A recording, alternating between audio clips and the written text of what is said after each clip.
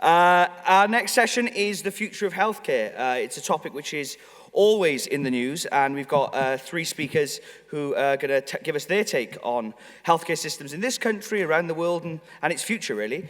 First up, we've got Professor Mike Munger. Mike Munger is the Professor of Political Science at the Director of the PPE Certificate Programme at Duke University. Wow. Very gracious, clapping himself. His primary research focus is on the function of markets, regulation, and government institutions. A renowned speaker, he clearly wrote this biog as well, he has taught at Dartmouth College, University of Texas, and University of North Carolina, as well as working as a staff economist at the Federal Trade Commission during the Reagan administration. Over to you, Mike.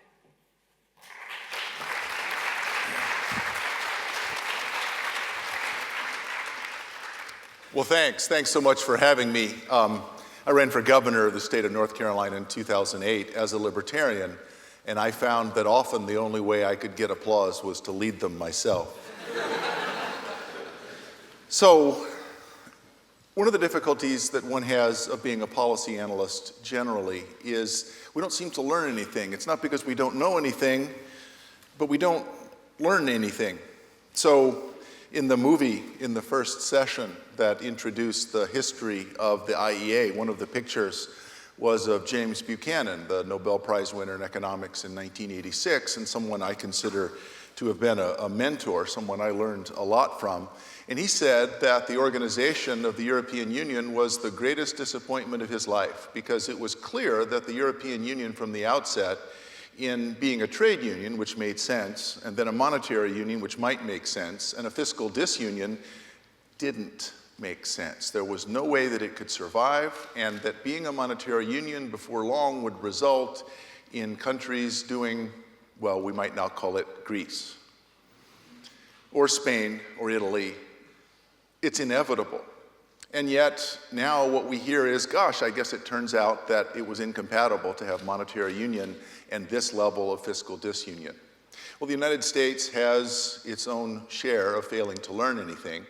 We have gone into changing our healthcare system as if no one knew anything about healthcare systems that don't work. So, one of the other people who we saw in the IEA movie at the beginning was Milton Friedman. And one of the reasons that I think Milton Friedman was so effective as an economic policy analyst was that he was able to operate both at the level of analysis to try to say what our destination should be, but he also was able to give advice about direction. That is, he was able to grant a premise. Here's a political constraint. Now, what's the best that we can do? That doesn't mean that that's the ideal solution he would have selected, but given that political constraint, what's the best that we can do? And it seems to me that the political constraints that the United States faces at this point regarding its healthcare system are we have to come up with a way to control costs first.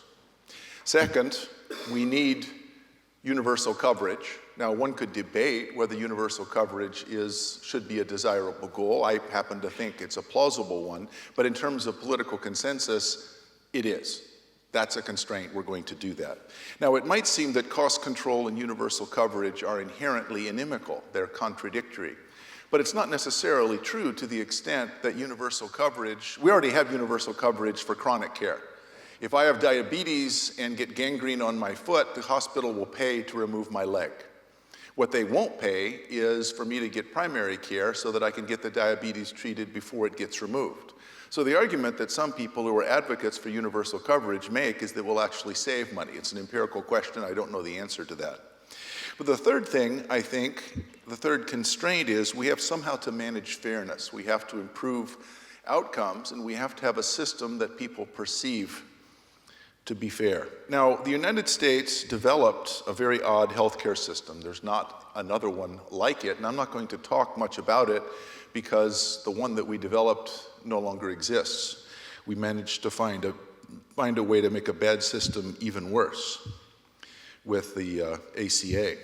But the thing that's bizarre about the US system is that almost all health insurance is tied to employment. It's tied to your job. And that, if you look over time, What happened was that US productivity and wage rates rose pretty much in tandem, but starting about 1972 or 1974, productivity continued to rise at a pretty good rate, but wages have been relatively flat. There's been some increase, but real wages have been relatively flat since 1974. Now, many people have looked at that and said that means that there's clearly a failure of the capitalist system because productivity has gone up, wages have remained flat. Almost all of the difference is explained by healthcare, because the total compensation that workers received has increased at exactly the same rate as productivity. What didn't happen was wages going up. What happened instead was that more and more of the pay raises that people would have gotten was shunted over into healthcare, which often rose at 4, 8, sometimes 9 or 10% in costs per year. So we've really failed at cost control. Question is, why would that system have resulted in such bad cost control? Why have US medical costs increased at such a very high rate? Well, here's a law. Insurance cannot cost less than the care it insures. Insurance cannot cost less than the care it insures. I'm a trained economist. I'm sure this is true. Why would that matter? Well, the answer is what we've tried to do is say, insurance costs have been rising too high, let's subsidize them. It's as if I agreed to pay your health care cost and you agreed to pay for mine. But it's not a public system, it is one that's tied to jobs. The US suffers from a severe competitive international disadvantage because there's an enormous tax on hiring additional workers, because I have to pay your health care out of the profits that I end up not making as an employer. So the problem is that we can't afford health insurance. The problem is that we can't afford health care.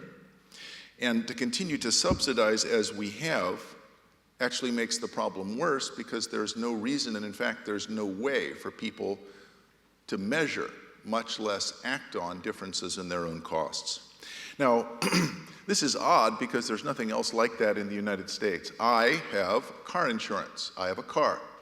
My car insurance does not pay for oil changes. I have every reason to get the oil changed, and I go to a place that specializes in oil changes. I pull up without an appointment. They have a number of diagnostic tests that they can run, and if something's wrong, they can immediately offer remediation. I pay $35 or maybe $75 for doing this, and I go on my way. There's no reason that healthcare can't operate the same way. So that's probably the first best solution, is if we had a system where people who could afford to could simply get retail fee-for-service healthcare. And in fact, when you look at the examples where this actually happens, the United States has done very well there. It's not true that all of the problems the United States has are because its healthcare system is dysfunctional. So if you look at dentistry, if you look at LASIK, that is the sort of elective eye surgery to improve your vision, if you look at cosmetic surgery, which is also elective, quality's gone up and costs have gone down, in some cases by 75%. We're really good at doing this. Problem is that many of our healthcare operations operate outside the area where you're allowed to advertise fee-for-service provision. So LASIK surgery you actually will find in the newspaper, $900, $700 per eye, which is a third the cost that it used to be, and the recovery time is a quarter of what it used to be. So we've had dramatic improvements in quality in those areas where you can offer things as on a fee-for-service basis. The problem is that many of us want, by analogy, someone else to pay for our oil changes. And so we end up in a system where we don't bear any of the risk and we don't have to pay any of the costs. Well, there is some good news. There's an example that you might want to look at, and since this is a panel and there's questions for later, I'll talk maybe some more about this, but I want to call your attention to the Surgery Center of Oklahoma. The Surgery Center of Oklahoma is entirely fee-for-service, top to bottom, and it's a surgery center. So they don't accept any kind of insurance, and they don't accept anything but cash. And they operate at about a quarter, and sometimes less, the cost of traditional hospitals. So many people go there for elective and in some cases emergency surgery because it's so much cheaper and easier. The other day I had a sinus infection and I went to a drugstore that also operates an internal pharmacy. Now the advantage to the drugstore is obvious because there was a physician's assistant there. I had to wait 5 minutes.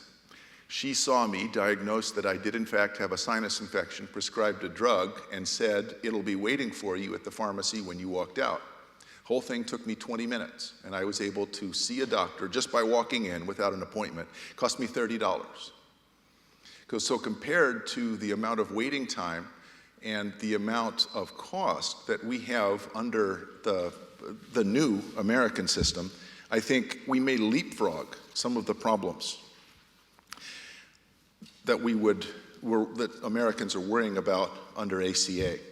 Let me take a step back now and operate under the more constrained vision of what it is that is required given our political imperatives.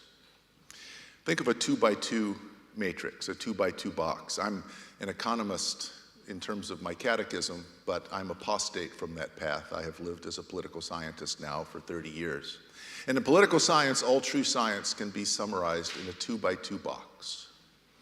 So, mentally envision this 2x2 box. Government financing or private financing, and government provision or private provision. Now, a private system would have private financing and private provision.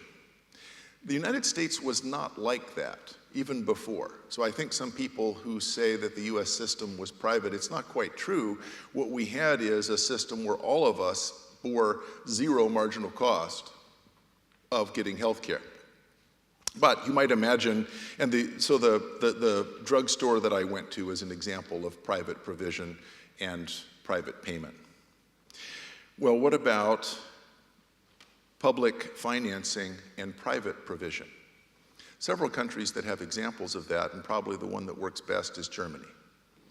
Germany, you have, in effect, single-payer health care, but you can choose your own doctor. And doctors are relatively competitive with each other.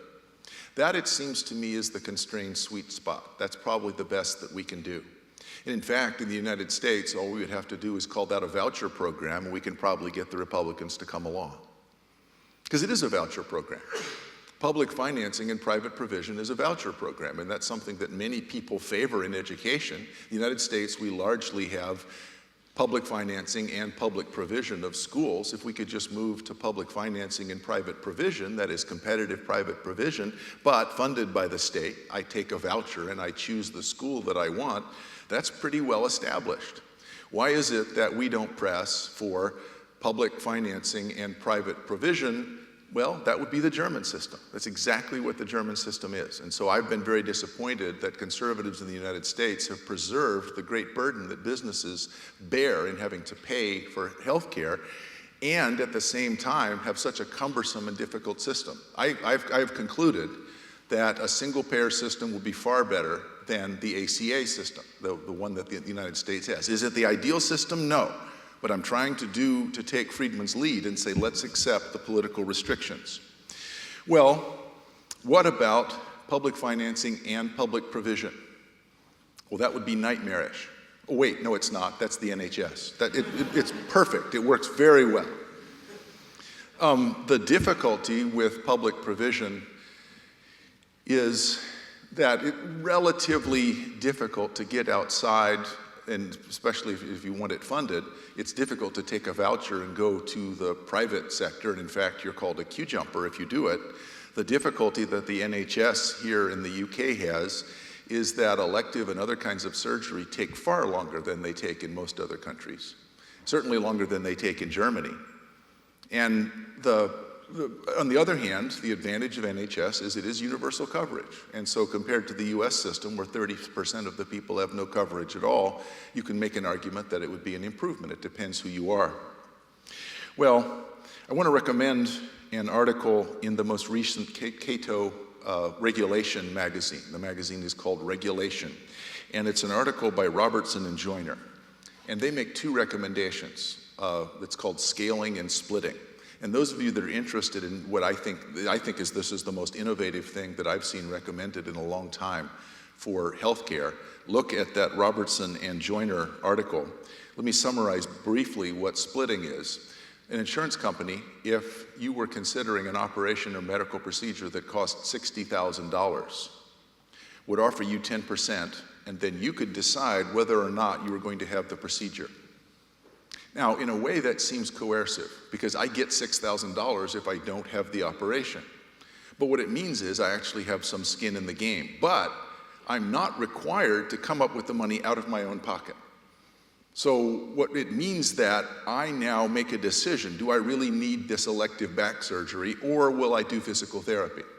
The difficulty is that it seems like poor people are the ones who are most likely to be seduced by this siren song of incentive. But it seems perverse to say that those people who need that money most should be prevented from having it precisely because they need it. So I think there's some problems with this, but that idea of splitting is an interesting way of giving people an incentive to be concerned about cost. And we've seen the benefits of being concerned about cost in LASIK and other kinds of surgical procedures, if we could get just some part of that. So I recommend that article to you, and I thank you for listening.